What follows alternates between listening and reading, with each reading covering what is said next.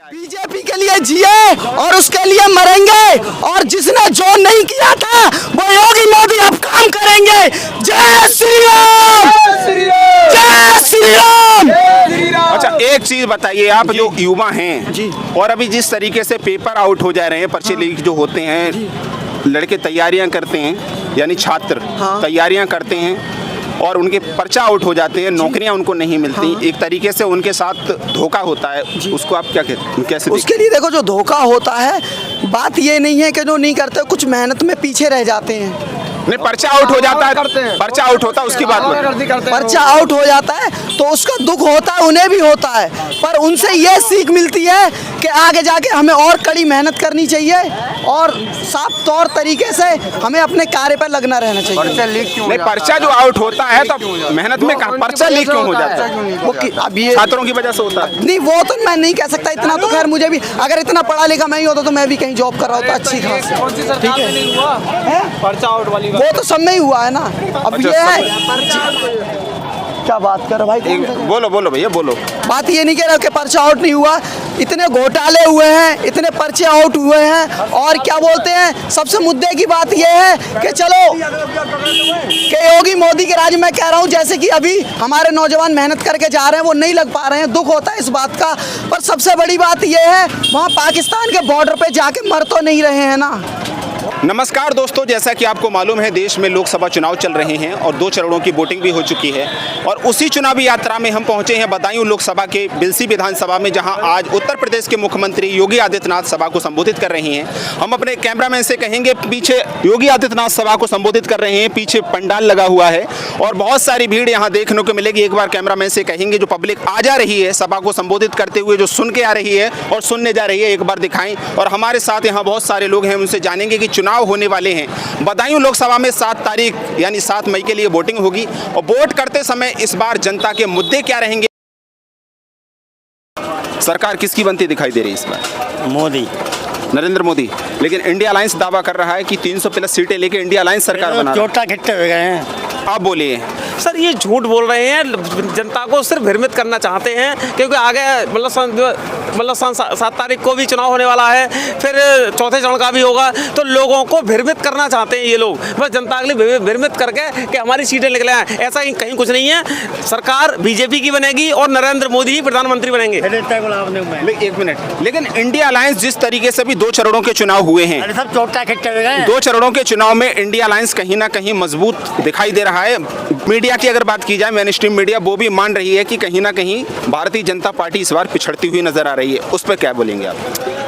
या अगर वो कह रहे हैं तो पहले हमें तो दिख नहीं रहा, हमें तो ये लग रहा है मोदी ही मोदी नजर आ रहा है हर जगह, और मोदी की सरकार बननी है। और सारी यहाँ पर उत्तर प्रदेश में भी कम से कम 70 प्लस सीटें निकलेंगी, 70 से ऊपर जाएंगी।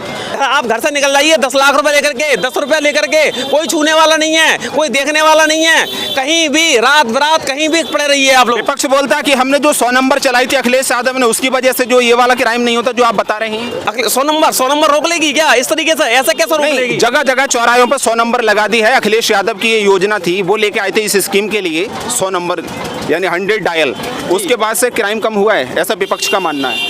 ऐसा नहीं है, ये सरकार की, हमारे योगी जी की वजह से हुआ है। योगी जी ने एकदम डंडा टाइट कर दिया, और अब एकदम जितने गुंडा माफिया थे जो इंटरनेशनल नंबर के, या तो जेलों में घुसेड़ दिए गए, या फिर वो प्रदेश छोड़ के भाग गए, या फिर उन्हें ऊपर पहुंचा दिया गया।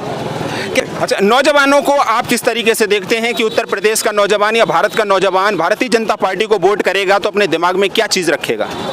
इस तरीके से पेपर लीक की जो घटनाएं होती हैं वो सामने आती हैं। अग्निवीर योजना जब आई थी तो भारतीय जनता पार्टी का कड़ा विरोध देखने को मिला था, जो युवाओं ने किया था, उस पर आपका क्या कमेंट रहेगा? भाई ऐसा है ना कि जैसा अग्निवीर की है वो 4 साल की है, तो अगर 4 साल की जो नौकरी सरकार दे रही है, जिससे हमारे युवाओं को मतलब और सुरक्षा मिलेगी, क्योंकि 4 साल के बाद आज आपको मिलेगी 4 साल के बाद भाई साहब को हर किसी का नंबर आ सकता है उसमें। अब एक कोई दे दी जाए 50 साल के लिए, तो बाबूजी दूसरे का नंबर कब आएगा? 18 का चुनाव हुआ, 16 का सॉरी, उसमें 1 सीट ले जा सकते हैं, बाकी सब बीजेपी को जा रहे हैं। अच्छा, 16 सीटों में 1 सीट इंडिया अलायंस को मिल सकती है, बाद बाकी सारी बीजेपी को। सारी बीजेपी। वो 1 सीट कौन सी है जो विपक्ष को मिल सकती है? एक सीट अब ये तो नहीं बता सकते, मगर है एक सीट। नहीं, जब आप 16 में एक सीट बता सकते हैं कि इंडिया अलायंस के खाते में जा सकती है, तो आपको ये भी मालूम होगा कि वो कौन सी सीट है। वो गाजियाबाद की है। डॉली शर्मा, हाँ, डॉली शर्मा जीत सकती हैं, और कैराना इकरा हसन। ये सब बीजेपी को जा रहे हैं। अच्छा, बीजेपी के खाते में। ये अफवाह उड़ाई जा रही है कि क्षत्रिय समाज बीजेपी से नाराज हो रहा है। मैं भी एक क्षत्रिय हूँ। अच्छा, जो क्षत्रिय समाज की आपने बात की है, तो इस तरीके से जो विरोध देखने को मिल रहा है, एक बार कहेंगे हेलीकॉप्टर योगी जी का दिखा दें, अपने कैमरामैन से कहेंगे। जिस तरीके से आपने क्षत्रिय समाज की जो बात की कि ये बोल रहे हैं कि क्षत्रिय समाज एक अफवाह उड़ाई जा रही है कि विरोध कर रहा है, लेकिन भारतीय जनता पार्टी के ही सपोर्ट और वोट करेगा। लेकिन जिस तरीके से सभाएं देखने को मिल रही हैं, तो आप कैसे देख रहे हैं उसको? क्या विरोध नहीं है वो? नहीं, विरोध नहीं है। आप देखो कितने बसपा वाले नेता बीजेपी में शामिल हुए हैं। नहीं, बीजेपी में नेता का शामिल होना अलग चीज है, और कोई समुदाय विशेष का व्यक्ति अगर किसी पार्टी के खिलाफ विरोध कर रहा है या आंदोलन कर रहा है, तो वो अपने आप में एक अलग चीज है। दोनों ही अलग अलग चीजें हैं।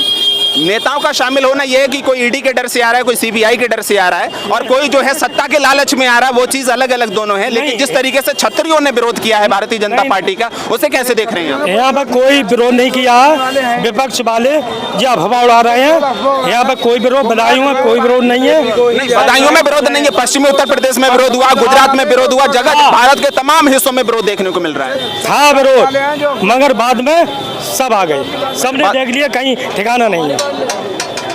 अच्छा, और यहाँ तमाम नेता देखने को मिल रहे हैं, जैसे कि एक चाचा और व्हाइट ड्रेस में जो सामने से ही नेता लग रहे हैं। आप थोड़ा कैमरे के सामने आ जाइए। इधर है कैमरा। अच्छा, क्या नाम है आपका? हमारा नाम है शिव किशोर माहेश्वरी। अच्छा, तो माहेश्वरी जी ये बताइए कि जिस तरीके से अभी इंडिया अलायंस जो दावा कर रहा है सरकार बनाने का, और दूसरी तरफ एनडीए गठबंधन यानी भारतीय जनता पार्टी ताल ठोक रही है अब की बार 400 पार, तो दोनों को आप किस तरीके से देख रहे हैं? मैदान में कोई नहीं है। कहते हैं आदर्शवादी राम जैसा चाहिए, बलवान भी बलराम जैसा चाहिए, ना छूटे जिसकी धुन में गई है भी, ग्वाला भी घनश्याम जैसा चाहिए। जो नहीं है राम का वो नहीं किसी काम का, क्योंकि मजदूर, किसान, पिछड़ा, हर सबके मसीहा है हमारे नरेंद्र मोदी जी। और मोदी जी है तो राष्ट्र बहुत मजबूत है, और राष्ट्र मजबूत है, हम लोग मजबूत हैं। इसलिए राष्ट्र हित के लिए कमल के फूल पर मोहर लगाकर अपने भारी मतों से जिताएं, क्योंकि कहते हैं राम राज आएगा, युग राम राज का आ गया। जय श्री राम, जय हनुमान। एक मिनट, जब आपने राम राज की बात की है तो मैं यहाँ कुछ बोलना चाहूंगा, अगर आप सुन सकें। राम राज वो राम राज था कि जब रावण ने सीता जी को हाथ लगाया तो राम के भक्त ने सोने की लंका को आग लगा दी, और आज हमारे देश में देखने को मिलता है कि नारी को न्याय नहीं मिल पा रहा है। और आपने राम राज की बात की है, तो नरेंद्र मोदी को आप किस तरीके से देखेंगे और क्या बोलेंगे? आज के युग में आप रात के 12 बजे भी, चाहे हमारे भारतवर्ष की नारी हो या कोई बच्चा हो, बेधड़क जाता है। बेधड़क तो जाता है, लेकिन पीड़िता को न्याय क्यों नहीं मिल पाता? जब उसके साथ गलत होता है, कहीं रेप हो रहा, बलात्कार हो रहा है, उसके साथ अगर क्राइम हुआ, किसी नारी के साथ गलत हुआ, तो उसको न्याय क्यों नहीं मिल पाता? नारी के लिए न्याय है, क्योंकि योगी जी की फेसबुक खुली हुई है, योगी जी के उस पर आप डाल सकते हैं, मोदी जी की उस पर आप डाल सकते हैं। और किसी आदमी को, हम अपने जिले की बात कर रहे हैं, बाहर तो हम जाते नहीं हैं, अगर किसी आदमी को न्याय नहीं मिले वो हमारे पास आ जाए, हम उसे न्याय दिलवाएंगे। अरे नेताजी, मैं आपकी बात नहीं कर रहा हूँ, आप न्याय दिलवा सकते हैं, मैं मानता हूँ। आप अपने शहर में या कस्बे में न्याय दिलवा सकते हैं, आपका जो गाँव है वहाँ न्याय दिलवा सकते हैं। उजानी के रहने वाले हैं, किसी को न्याय नहीं मिले हम न्याय दिलवाएंगे। ठीक है, अच्छी बात, बहुत अच्छी बात है जो आपने कही, लेकिन मैं समस्त भारत की बात कर रहा हूं। जिस तरीके से देश के प्रधानमंत्री नरेंद्र मोदी और उस देश के अंदर अंकिता भंडारी को न्याय नहीं मिलता, उस देश के अंदर बिल्किस बानो को न्याय नहीं मिलता, उस पर मैंने राम राज की जब आपने बात की है तो वही क्वेश्चन मैंने किया है कि उनको न्याय को नहीं मिलता। मिलेगा। राम राज का मतलब आप नहीं समझ पा रहे हो। राम राज का मतलब है जो बिल्कुल जमीन पे आदमी है, आखिरी आदमी, वो आज खुशहाल है। उसके लिए हम लोगों ने ऐसी योजनाएं चलाई हैं जो कि किसी बात की परेशानी नहीं होगी। अभी लॉकडाउन चला था, उसमें हर महिला के लिए 500 रुपए खर्चा के लिए और जो एक यूनिट में 5 किलो राशन। एक मिनट, आप या तो मुद्दे से भटकाना चाहते हैं या क्वेश्चन नहीं समझ पा रहे मेरा।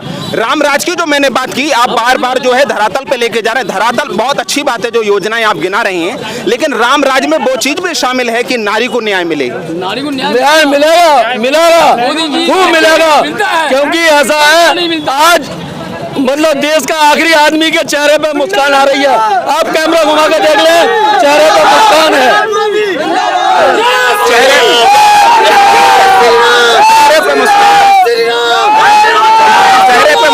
चेहरे पे मुस्कान है लोगों के। आपने ये बताया कि चेहरे पे मुस्कान है लोगों हर आखिरी आदमी के चेहरे पे मुस्कान। और किसी राज्य में न्याय नहीं मिलता था और हर आखिरी आदमी के चेहरे पे मुस्कान नहीं होती। लेकिन 2014 से अभी तक न्याय क्यों नहीं मिल पा रहा, ये बताइए। अरे मिलेगा न्याय, वो कोर्ट का काम है। 10 साल हो गए, कोर्ट का काम है भाई, सरकार का काम नहीं होता है न्याय दिलाना, कोर्ट का काम है। और कोर्ट के काम के लिए न्याय मिलेगा, जरूर मिलेगा। अच्छा, सरकार का काम नहीं होता? सरकार का काम होता है FIR लिखाना। FIR अगर नहीं लिखी गई हो, 7 साल पहले के न्याय मिलता था क्या? अच्छा, आप आ जाइए, युवा हमारे साथ। जय श्री राम। संस्कारों आप आ जाइए, आप आ हमारे एक मिनट मुझे क्वेश्चन भी करने दीजिए। 1 मिनट भैया, धक्का मुक्की ना करें, सबका नंबर आएगा। 1 मिनट।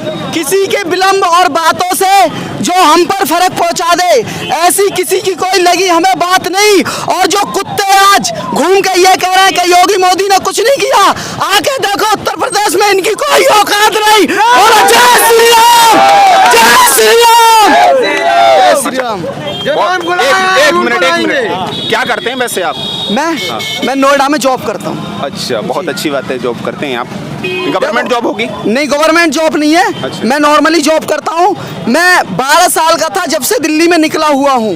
ठीक है, और मेरी 5 बहनें हैं। हालांकि 4 बहनों की शादी मेरे पापा ने चलो की खैर, थी। वो पारिवारिक, वो एक्सपायर हो गए थे। सुनना पड़ेगा। अच्छा। वो एक्सपायर हो गए थे। मैंने अपने दम पे अपनी छोटी बहन की शादी की, अपना पूरा घर चलाया। मैं अपने पूरे परिवार को लेके चलता हूँ। और जो ये कहते हैं कि सरकार ने रोजगार नहीं दिया, ये नहीं किया, वो नहीं किया, जरा आके देखो, मेहनत करो। कहते हैं जो पानी से नहाता है वो सिर्फ लिबास बदलता है, जो पानी से नहाता है वो सिर्फ लिबास बदलता है, और जो पसीने से नहाता है वो इतिहास बदलता है। जय श्री राम।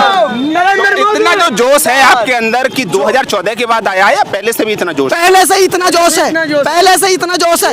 बीजेपी 2014 से निकल के बाहर आया है। बीजेपी के लिए जिए और उसके लिए मरेंगे। और जिसने जो नहीं किया था वो योगी मोदी अब काम करेंगे। जय श्री राम, जय श्री राम।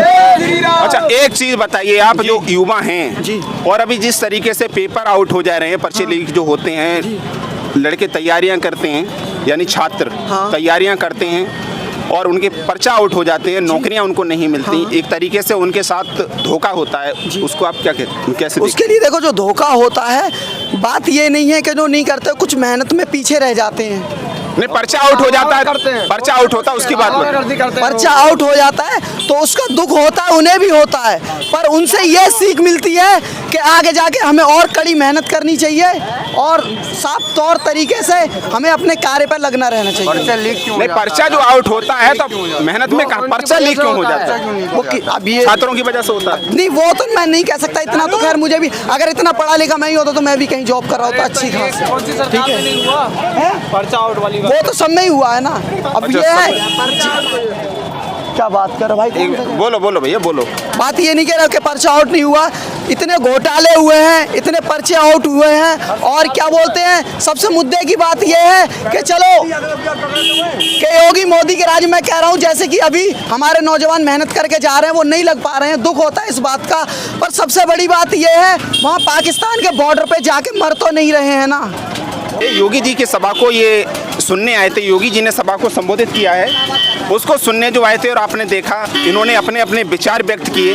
कोई इंडिया अलायंस के कड़े विरोध में है और कोई नरेंद्र मोदी और योगी आदित्यनाथ के कड़े सपोर्ट में है, और एनडीए गठबंधन बता रहे हैं कि 400 पार सीट लेकर सरकार बना रहा है, और कोई बता रहा है कि 350 सीट लेकर सरकार बना रहा है। वो तो 4 जून ही बता पाएगी जब परिणाम सामने आएंगे। फिलहाल इस वीडियो में इतना ही, और अधिक चुनावी अपडेट के लिए जुड़े रहिए हमारे साथ।